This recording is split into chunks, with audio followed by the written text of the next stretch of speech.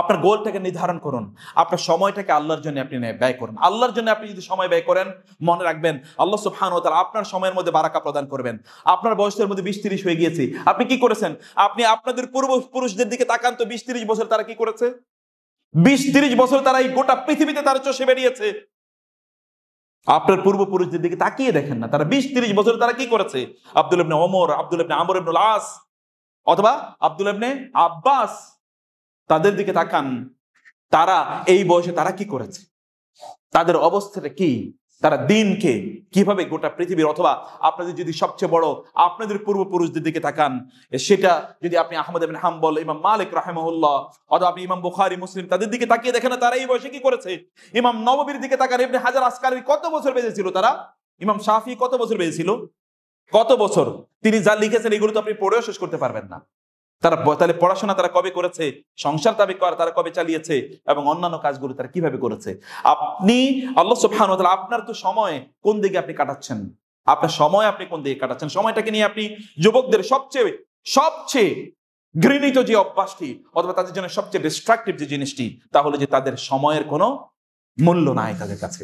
গল্পে, আড্ডায়, অথবা সোশ্যাল মিডিয়াতে ইত্যকার জিনিসে তার ঘন্টার পর ঘন্টা তার চলে যায়, সে কখনো বোঝে না। যুবকরা, যদি আপনাদের সময়গুলোকে যদি আপনারা বাঁচাতে চান, তাহলে যতক্ষণ সময় আপনারা সোশ্যাল মিডিয়াতে কাটাবেন, ততক্ষণ সময় আপনারা ঠিক ততটুকু সময় আল্লাহর জন্য কাটিয়ে দেখুন।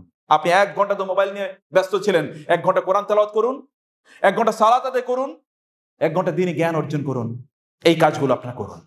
যুবকদের প্রবলেমগুলোর মধ্যে আরেকটি প্রবলেম হলো যে যুবকরা আজকে একটা জ্ঞানহীন জাতি, বিশেষ করে ইসলামিক জ্ঞান তাদের নাই। আপনি দেখবেন কেবলমাত্র দুনিয়ার জ্ঞান নিয়ে তারা প্রচন্ড ব্যস্ত, দুনিয়ার জ্ঞানে তারা প্রচন্ড জ্ঞানী। ইয়ালামুনা যাহিরাম মিনাল হায়াতিদ দুনিয়া ওয়া মা আনিল আখিরাতি হুম গাফিলুন। আলিম বিদ দুনিয়া জাহিলুম বিল আখিরা। তারা যে দুনিয়ার পণ্ডিত, কিন্তু আখিরাতের ব্যাপারে তাদের কোনো ধারণাই নেই, আখিরাত সম্পর্কে তারা জানেই না, দ্বীনের ব্যাপারে তাদের জানা নাই। আপনারা শুধুমাত্র বেড়াইদের কয়েকজন যুবক নিয়ে বাংলাদেশকে চিন্তা করলে হবে না, বাংলাদেশে চিন্তা করতে হবে এর বাইরে এখানকার কয়েকজনের বাইরে, যে তাদের জ্ঞানের লেভেল, দিন সম্পর্কে তাদের জ্ঞানের লেভেল কোথায়, কোন জায়গায় আছে। তারা এতটা খারাপ অবস্থায় আছে দিন সম্পর্কে, দিনের মৌলিক বিষয়গুলো তারা জানে না। এই বিষয়গুলো সম্পর্কে তাদের মৌলিক কোনো ধারণা নাই, এগুলো সম্পর্কে তাদের কোনো পড়াশোনা নাই। অতএব যুবকদেরকে দিনের জ্ঞান অর্জন করা দরকার, মনে রাখা দরকার। মুসলিম যুবকরা যতদিন পর্যন্ত তারা আলোকিত মানুষে পরিণত হবে, তারা জ্ঞানীতে পরিণত হবে, যতদিন পর্যন্ত তারা হতে পারবে না, ততদিন এই সমাজকে আপনি উদ্ধার করতে পারবেন না।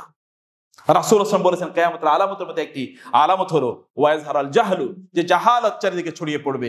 এবং রাসূল বললেন, এমন একটি সময় আসবে যে লোকেরা তারা রুউসান জুহালা, জাহেলদেরকে তারা নেতা হিসেবে গ্রহণ করবে। তারা তাদেরকে জিজ্ঞেস করবে এবং তারা এমন কিছু তাদেরকে বলবে যেগুলো না আছে কোরআন এবং না আছে সুন্নায়, এবং তারা নিজেরাও পথভ্রষ্ট, ফাদাল্লু ওয়া আদাল্লু, তারা নিজেরাও পথভ্রষ্ট হবে, অন্যদেরকেও তারা পথভ্রষ্ট করবে। Become enlightened and educated. আপনি জ্ঞানী হতে হবে, কারণ জ্ঞান আপনার সম্পদ, মনে রাখা দরকার। আল হিকমাতু দাল্লাতুল মুসলিম হাইসু ওয়াজাদাহা ফাহু আহqqu বিহা। রাসূলুল্লাহ বলেছেন, জ্ঞান হচ্ছে মুসলমানের হারানো সম্পদ। আপনার হারানো সম্পদ, এটা আপনি যেখানে পাবেন এটাই আপনার, এটাকে আপনার নিতে হবে, ধরে নিতে হবে, এটাকে আপনার অর্জন করতে হবে। দ্বীনি জ্ঞান অর্জন করার জন্য আপনাকে সময় ব্যয় করা, প্রচেষ্টা ব্যয় করা, এটা আপনার কাজ।